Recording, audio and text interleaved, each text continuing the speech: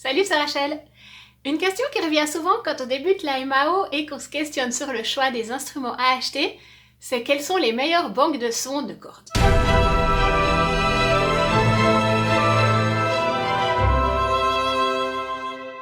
Alors les cordes, c'est quand même un petit peu la base, je trouve. Et cette question, je me la suis aussi posée. Et je l'ai posée à des amis compositeurs, dans des forums. Bref, comme souvent, je me suis pas mal renseignée avant d'ouvrir mon porte-monnaie. Et je dois dire que très souvent, Cinematic Studio Strings a été cité comme étant une des meilleures banques de sons de cordes. Alors c'est subjectif déjà, et aussi je tiens à dire que c'est évidemment pas la seule. Vous avez aussi par exemple Symphonic Strings de chez Spitfire, qui est vraiment bien pour des sons bien larges et cinématiques, ou Chamber Strings de chez Spitfire également pour des sons un peu plus intimistes. Afflatus de chez Stress Sampling est aussi souvent cité comme exemple. Symphonic Strings de chez Orchestral Tools aussi. Bref, vous avez tout un panel à choix. Mais pour cette vidéo, on va s'intéresser plus spécifiquement à Cinematic Studio Strings, une banque de sons que j'ai achetée et que j'aime vraiment beaucoup. Alors avant de passer avec vous en revue l'interface, on va écouter à quoi ça ressemble avec un petit extrait d'une petite compo que j'ai faite et je vous retrouve tout de suite.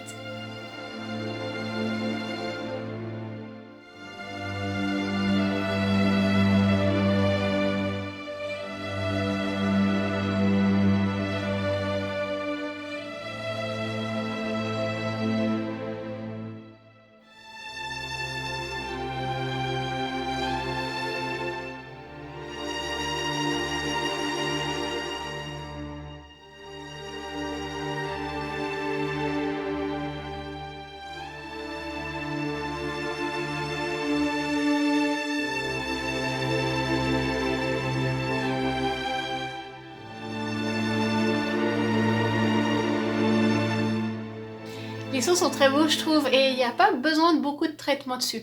Les instruments sont déjà évidemment panoramisés, ils sont déjà placés correctement dans l'espace, ils ont déjà un petit peu de reverb. Vous pouvez tout de même rajouter un petit peu d'EQ pour ajuster certaines fréquences, mais ça sonne déjà franchement assez bien out of the box, comme on dit. CSS, pour son petit nom, comme beaucoup de banques de sons, fonctionne avec Contact, mais il n'y a pas besoin de la version payante de Contact. CSS fonctionne avec le player gratuit. Voilà, j'ai donc ouvert mon séquenceur et je vais charger, donc ici j'ai déjà les sons de la compo que je vous ai fait écouter tout à l'heure. Pour la démo, je vais charger un nouveau son de CSS, donc pareil, là je vous renvoie à mes précédentes vidéos si jamais pour regarder comment apprendre à charger des sons en détail. Là, je sélectionne une piste d'instrument, je choisis Cinematic Studio Strings et je prends mon premier violon. Donc, vous voyez, ils ont été enregistrés par répertoire. Donc, pour les premiers violons, vous en avez 10, donc un groupe de 10 violons qui a été enregistré. Pour les violons 2, il y en a 7, 7 altos également, 6 violoncelles et 5 contrebasses. Donc ça vous fait là un joli orchestre. Alors c'est pas un orchestre gigantesque comme vous aurez dans d'autres banques de sons. Si vous voulez faire des compos très épiques, bien larges, il vous faudra vous tourner plutôt vers d'autres banques de sons. De chez Spitfire ou East West ou n'importe qui, vous avez des banques de sons de cordes qui peuvent sonner beaucoup plus larges que CSS. Là, vous avez un joli orchestre, c'est pas méga ensemble, mais vous avez vraiment un joli orchestre. Donc, on va charger ici le premier violon. En attendant que ça charge, si jamais vous pouvez vous abonner à ma chaîne, ça me ferait très plaisir, merci. Et on va regarder l'interface en détail. Donc, vous avez ici la partie principale avec les différents types d'articulations. Vous voyez, vous en avez passablement à choix. Alors, pour les sélectionner et passer d'une articulation à une autre, il y a plusieurs options. Soit vous cliquez directement sur l'articulation concernée que vous voulez utiliser. Si vous changez pas d'articulation en cours de route, je pense que c'est la méthode la plus simple. Je vous conseille, si vous utilisez qu'une seule articulation, de désactiver les autres pour libérer du CPU et gagner de la performance sur votre ordinateur. Donc pour ce faire, vous cliquez sur les articulations que vous ne servez pas en maintenant la touche Alt ou option sur Mac, appuyez. Et comme ça, ça vous désactive et vous voyez que ça libère ici du CPU.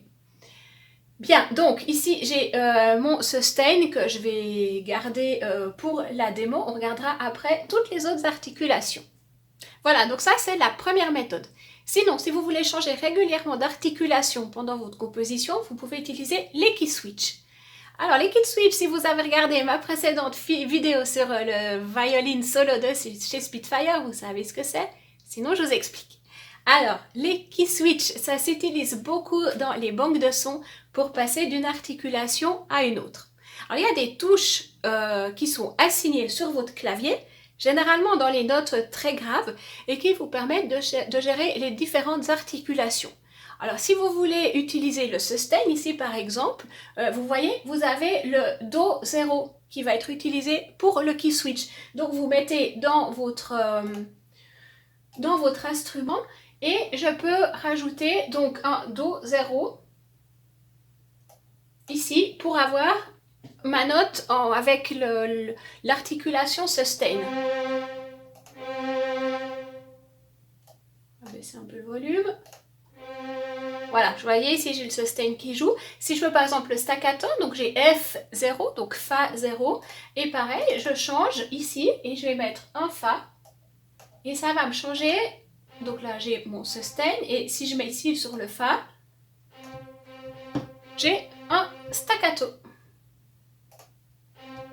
Voilà, et là je vous montrerai aussi après comment changer le type de staccato. Donc avec la molette. Et il y a aussi une autre possibilité, on verra ça tout à l'heure. Et vous avez une troisième méthode, c'est d'utiliser le contrôleur 58 et de choisir là les articulations que vous voulez. Alors, pour choisir votre contrôleur, vous allez ici et vous voyez qu'il n'est pas proposé par défaut. Donc pour le rajouter, vous allez là, vous faites configuration des contrôleurs MIDI et là vous avez la liste de tous les contrôleurs disponibles.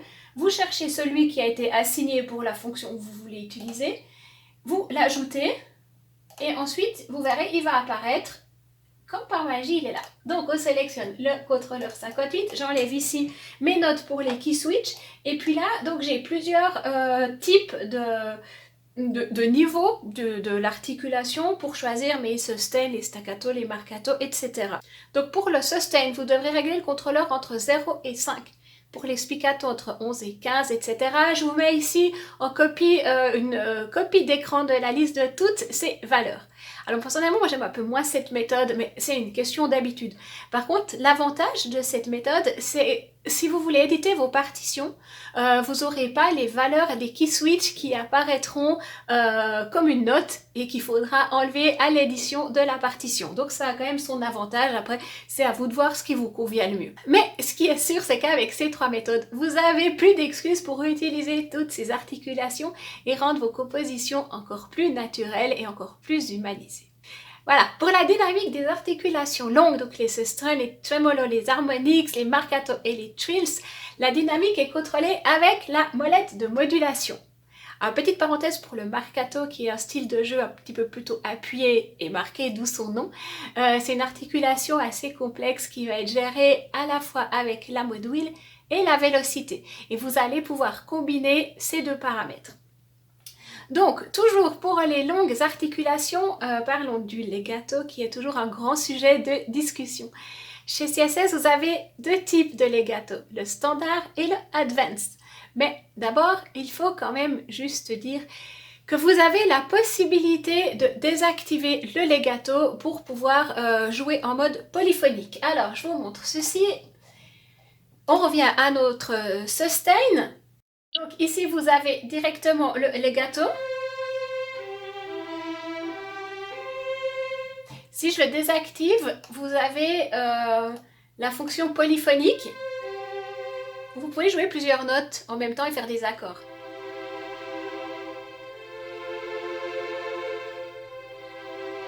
Et là, vous pouvez aussi régler la longueur de l'attaque et le release. Donc plus vous mettez une attaque courte, plus l'attaque sera courte.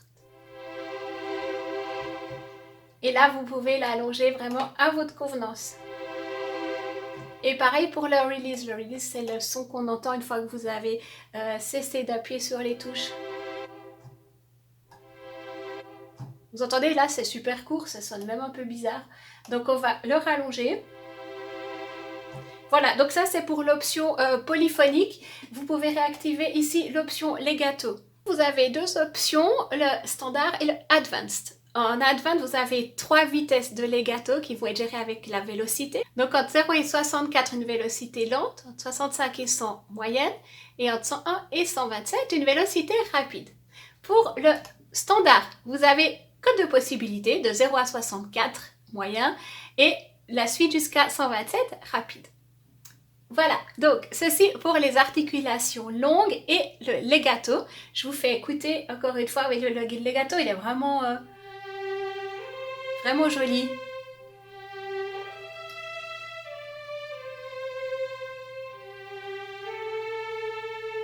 Et vous avez aussi l'option con sordino pour jouer avec une sourdine.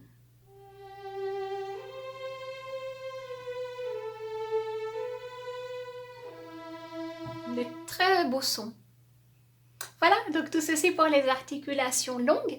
Parlons maintenant des courtes, donc les staccato, les spiccato, etc. Là, vous avez deux manières de les sélectionner. Soit avec la mode wheel, soit aussi avec la vélocité. Alors, vous avez ici, ce que je vous montrais tout à l'heure, avec la mode wheel, vous passez du sforzando, staccato, staccatissimo ou spiccato. Moi, personnellement, je ne suis pas super fan d'utiliser la mode wheel pour choisir ses articulations. Pour moi, la molette de modulation, c'est plutôt pour gérer la dynamique et l'expression des notes longues.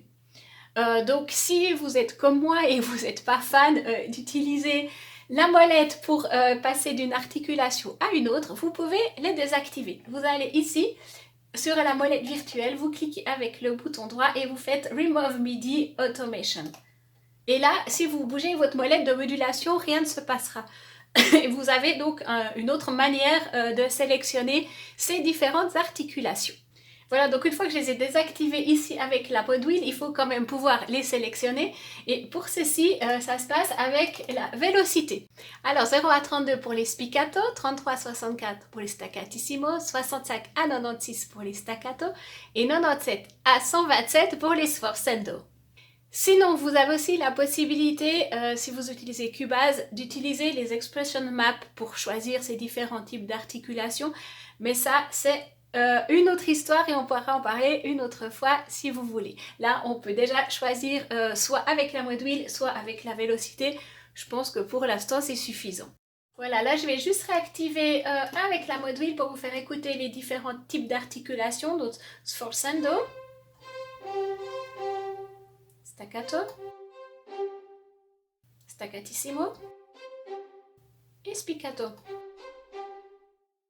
Là, j'ai activé le con sordino. Je vous refais la même chose dans le sens inverse, sol con sordino.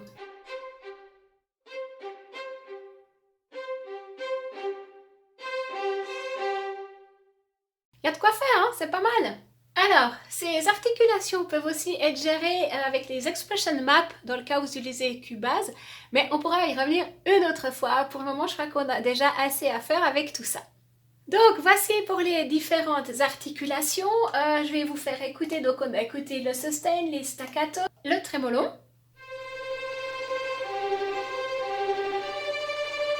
les harmonics. C'est un son que j'aime beaucoup, c'est vraiment très doux, très subtil.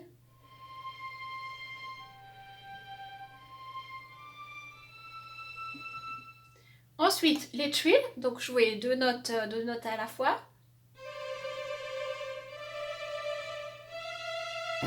Les muzzle tremolo, donc vous pouvez régler ici le tempo ou alors vous pouvez choisir qu'il soit synchronisé directement avec le tempo que vous avez dans votre séquenceur. Le marcato,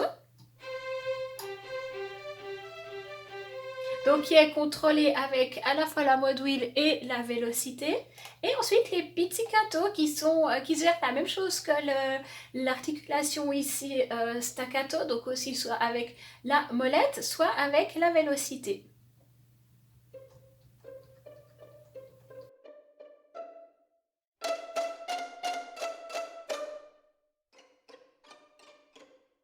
Voilà, c'est assez joli tout ça, hein. Alors, parlons maintenant de la reverb et des positions de micro. Alors, les micros, vous voyez ici, vous avez 3 positions de micro. Vous avez 4 faders, vous avez 3 positions de micro. Le close, qui est vraiment le micro qui va être placé très près du musicien pour avoir vraiment toute la finesse et la subtilité du son. Le main qui est la position de micro principale qui correspond aux micros qui sont utilisés à l'emplacement du chef d'orchestre. Et le room avec des micros qui sont placés dans la salle d'enregistrement pour vraiment bien capter le son bien large comme il a été enregistré dans l'espace. Alors, quand vous chargez votre instrument dans votre séquenceur, vous avez l'articulation, le mix qui va être utilisé par défaut. Ça va être un subtil mélange déjà préétabli entre le close, le main et le room. Donc si vous ne voulez pas vous embêter à choisir différentes positions de micro, vous laissez ça. Sinon, si vous voulez faire quelque chose de plus précis, vous pouvez sélectionner vous-même ce que vous voulez utiliser comme micro et le décibel, la puissance, le volume que vous voulez mettre pour chacun de ces 3 micros différents. Donc ici vous avez le close par exemple, donc si vous mettez très peu, un très faible volume, vous aurez ceci. Et au contraire si vous l'activez à fond, donc vous entendez vraiment bien les différences. Et si vous combinez tout ça, vous avez vraiment un mix quasiment infini de possibilités. Ensuite, on a la reverb. Donc, ces instruments chez CSS ont déjà été enregistrés avec un peu de reverb. C'est pas complètement sec comme type d'enregistrement. Vous avez déjà un petit peu, mais vous pouvez en rajouter ici à votre convenance. Donc, prenons Sustain. Je vous fais écouter 100.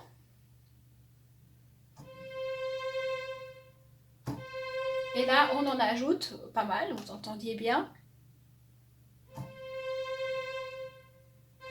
Voilà, donc vous pouvez aussi vous amuser avec la reverb. Voilà, avec la reverb interne à CSS.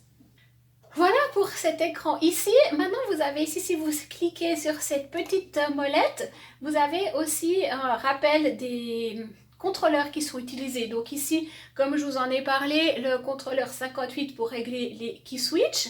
Vous avez la Velocity Crossfade en CC1. Vous pouvez après les changer. Hein. Vous pouvez vraiment choisir là et assigner tout ce que vous voulez. Le vibrato en CC2. Le volume en 11, etc. etc. Et puis là, vous pouvez, comme je vous dis, vous pouvez vraiment tout régler, tout modifier comme vous avez envie. Bien, je vous ai fait la démo avec le violon, mais tout ceci est bien évidemment valable pour tous les instruments. Donc le violon 1 qui sonne comme ceci, je vais vite vous passer en revue les autres. Violon 2. Alors, il faut que je l'active.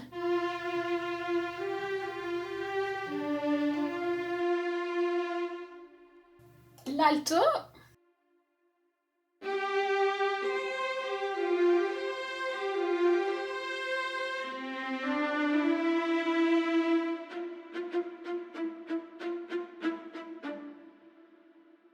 Le violoncelle.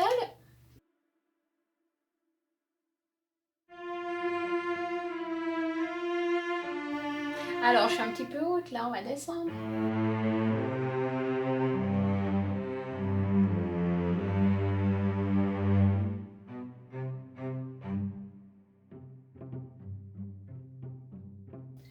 Et pour terminer, la contrebasse.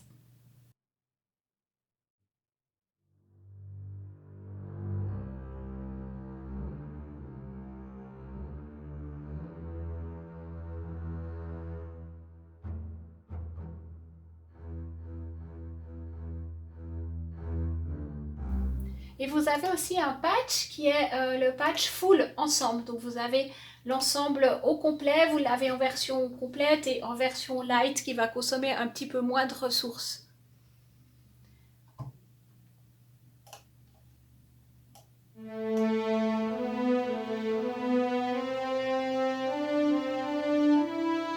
Là, vous avez l'option legato et puis pareil, hein, comme on avait avant pour le violon, vous avez aussi en version polyphonique.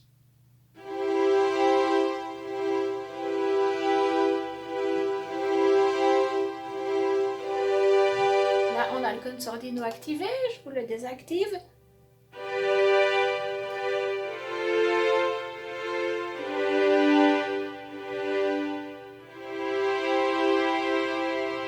Voilà, on a fait le tour de ce très bel instrument qui est Cinematic Studio Strings. Alors dans cette série, vous avez d'autres instruments. Vous avez le violon solo, vous avez des cuivres, des bois et aussi un piano. Bon, bah, je crois que tout est dit. J'espère que cette vidéo vous a plu. Si c'est le cas, je vous remercie beaucoup de vous abonner à ma chaîne. Ça me ferait très plaisir et je vous dis à tout bientôt.